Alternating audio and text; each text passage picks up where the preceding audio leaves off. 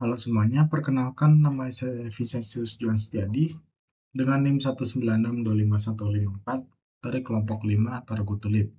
Kali ini saya akan mempresentasikan hasil penelitian saya dan teman-teman saya yang berjudul efektivitas penggunaan sistem presentasi daring melalui situs ITB pada mahasiswa ITB angkatan 2025. Nah, sebelumnya, apa itu presensi? Menurut Ainun Kakak, presensi adalah suatu pencatatan dan pengolahan data kehadiran. Sedangkan menurut Fernanda pada tahun 2009, presensi adalah pencatatan kehadiran dengan sistem cloud yang terhubung dengan database secara real-time. Nah, kemudian, apa saja jenis-jenis sistem presensi? Yang pertama adalah QR Code yang dapat ditaruh pada kartu identitas seperti kartu tanda mahasiswa atau di aplikasi mobile ataupun website. Dan kemudian ada RFID yang menggunakan kartu yang dimiliki oleh setiap mahasiswa. Untuk melakukan presensi, cukup didekatkan pada modul RFID reader. Nah, kemudian ada face recognition yang menggunakan kamera pendeteksi wajah, sehingga kehadiran seseorang itu sulit untuk diwakilkan orang lain, atau yang biasa disebut dengan titik absen. Kemudian ada geolocation, yaitu menerima data lokasi dari ponsel pengguna secara akurat dengan fitur GPS dan LBS. Dan yang terakhir itu adalah aplikasi mobile atau website, dan melakukan presensi itu melalui aplikasi atau website dengan menekan tombol presensi. Nah, sistem presensi daring itu dievaluasi untuk kualitasnya berdasarkan 6 faktor menurut Ayu pada tahun 2017. Yang pertama adalah fungsionalitas, kedua keandalan, ketiga kebergunaan, keempat efisiensi, kelima itu keterpeliharaan, dan yang terakhir adalah portabilitas. Nah, ini adalah gambaran umum dari seksi ITB, yaitu sistem presensi daring yang digunakan di Institut Teknologi Bandung. Yang pertama, SIX adalah website akademik resmi ITB yang digunakan untuk mendukung proses pembelajaran di ITB. Nah, SIX ITB ini punya fitur-fitur atau layanan seperti jadwal kuliah, dokumen akademik, kalender akademik, dan fitur absensi sehari-hari. Nah, kemudian SIX ITB itu menggunakan presensi berbasis tombol bertuliskan tandai hadir dan QR Code. Namun, untuk QR Code sendiri itu sebenarnya terdapat pada aplikasinya yaitu MySix. Nah, ini adalah tampilan dari sistem presensi SIX ITB ketika melakukan presensi di kelas.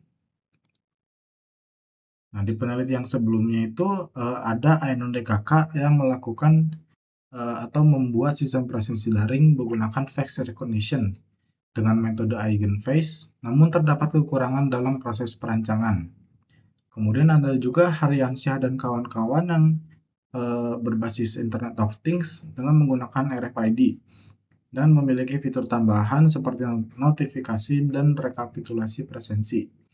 Kemudian ada juga Irawa dan Kadafi yang membuat sistem presensi daring berbasis face record and geolocation dan presensi berbasis web dengan fitur GPS dan LBS. Nah, tapi apa bedanya sih penelitian yang sebelumnya dilakukan dengan penelitian yang kami lakukan pada saat ini? Itu yang pertama, fokus penulis yaitu analisis dari efektivitas penggunaan sistem presensi daring di ITB. Bukan untuk merancang sistem presensi dari awal atau dari nol.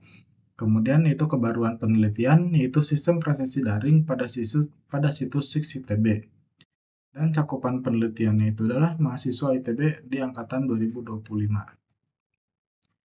Nah, untuk melakukan penelitian ini kami memiliki beberapa rumusan masalah yang akan kami coba cari tahu dan kami akan menemukan solusinya. Yang pertama yaitu faktor apa yang melatar belakangi pentingnya efektivitas penggunaan sistem presensi daring melalui situs SIX ITB pada mahasiswa ITB angkatan 2025. Dan kemudian bagaimana efektivitas penggunaan sistem presensi daring melalui situs SIX ITB pada mahasiswa ITB angkatan 2025. Dan yang terakhir adalah bagaimana kendala efektivitas penggunaan sistem presensi daring melalui situs SIX ITB pada mahasiswa angkatan 2025.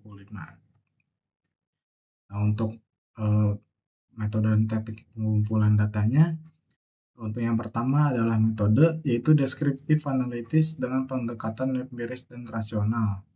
Sedangkan untuk teknik pengumpulan datanya, kami memiliki 4 teknik, Yang pertama adalah studi literatur, yaitu penelitian data dari jurnal ke artikel. Kemudian ada observasi lapangan dengan cara mengamati perbandingan kehadiran mahasiswa secara aktual dibandingkan dengan data kehadirannya. Yang ketiga adalah wawancara yang bersifat semi terstruktur, namun pertanyaannya itu bersifat fleksibel.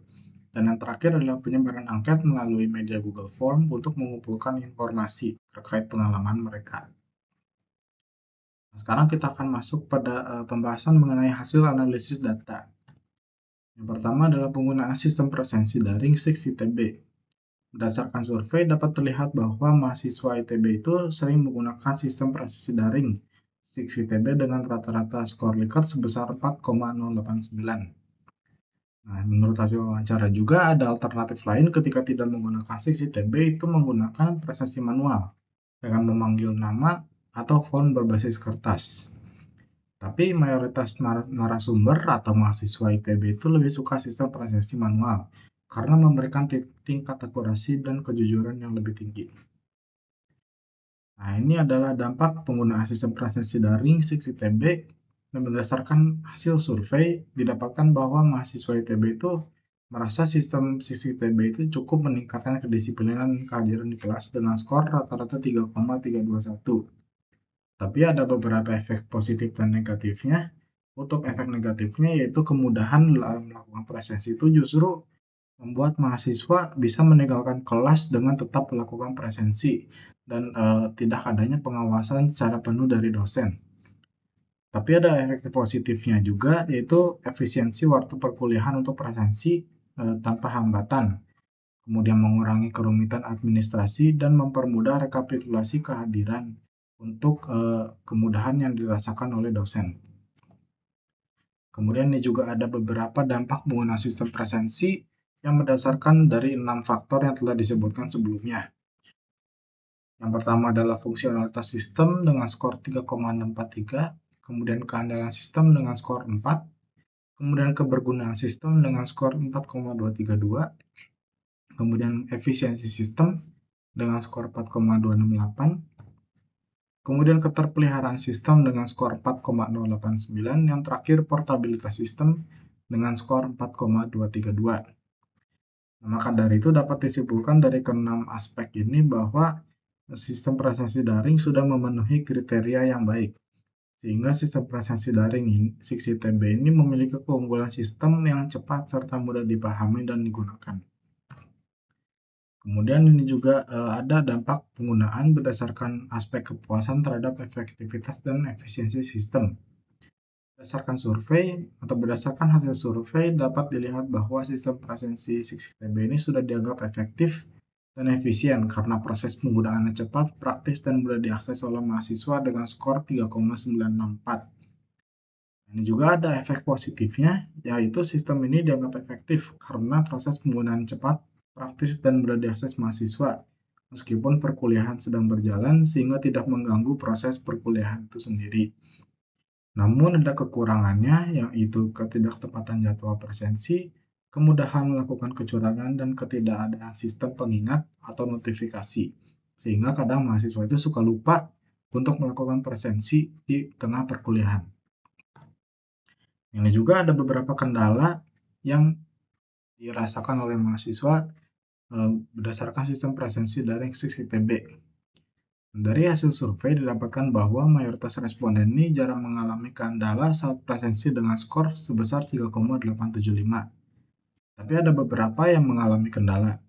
Contohnya adalah kurangnya notifikasi presensi, kurangnya transparansi sistem, ataupun ada masalah dari teknis itu sendiri seperti masalah koneksi internet dan situs terkadang sulit untuk diakses. Nah, kemudian ini juga berdasarkan aspek kemudahan sistem untuk dicurangi, didapatkan hasil bahwa fakta bahwa 6ITB itu mudah dicurangi disetujui oleh sebagian besar responden dengan skor rata-rata 4,375. Kenapa seperti itu? Karena menunjukkan kesan tidak adil bahwa mahasiswa dapat tidak hadir, namun tetap mengisi presensi, sehingga menimbulkan kesan tidak adil bagi mahasiswa yang benar-benar hadir. Nah, kemudian ada juga faktor di luar mahasiswa, seperti ada faktor dari dosen. Itu dari hasil observasi dan wawancara, ditemukan bahwa ada dosen yang mendata semua mahasiswa itu sebagai mahasiswa yang hadir di kelas, tanpa memeriksa kebenaran dari data tersebut. Nah, kemudian responden juga memiliki beberapa rekomendasi yang telah kami kumpulkan datanya. Yang pertama adalah fitur notifikasi untuk presensi di setiap jadwal mata kuliah, sehingga mahasiswa itu tidak lupa untuk melakukan presensi dan kehadiran mereka itu tercatat tepat sesuai dengan data yang ada di dalam 6TB. Kemudian ada fitur konfirmasi presensi untuk menunjukkan secara jelas apakah presensi berhasil atau tidak, sehingga presensi dari mahasiswa itu benar-benar tercatat dengan baik. Nah, kemudian ada peningkatan keamanan presensi melalui sensor lokasi, foto bukti, ataupun QR code untuk mengurangi aspek ketidakadilan yang telah disebutkan sebelumnya. Kemudian adalah peningkatan kestabilan situs web dan memperbaiki kesalahan atau bug. Yang terakhir adalah peran dosen yang lebih aktif dalam mengecek dan memvalidasi data kehadiran aktual. Dan yang terakhir ini adalah kesimpulan. Yang pertama, efektivitas penggunaan sistem presensi daring penting karena kebutuhan akan integrasi informasi akademik yang cepat, akurat, dan terpusat. Kemudian adalah efektivitas penggunaan sistem presensi daring 6TB secara keseluruhan itu sudah efektif dan efisien, ditunjukkan dengan skor rata-rata penilaian yang baik. Dan yang terakhir adalah kendala penggunaan sistem presensi daring meliputi faktor kelalaian pengguna dan kekurangan fitur teknis pada sistem. Nah, maka dari itu kami tim peneliti memiliki beberapa saran untuk meningkatkan efektivitas dari CCTB itu sendiri. Yang pertama adalah menambah fitur notifikasi dengan tujuan untuk mencegah mahasiswa lupa untuk mengisi presensi, serta menambahkan fitur feedback setelah tombol tandai hadir ditekan agar presensi itu benar-benar terdata dengan baik. Nah, kemudian yang kedua adalah mengintegrasikan teknologi tambahan, yaitu untuk tujuan meningkatkan validitas data dan mengurangi kecurangan dengan sensor lokasi, foto bukti, ataupun QR code. Nah, sekian presentasi dari saya. Terima kasih.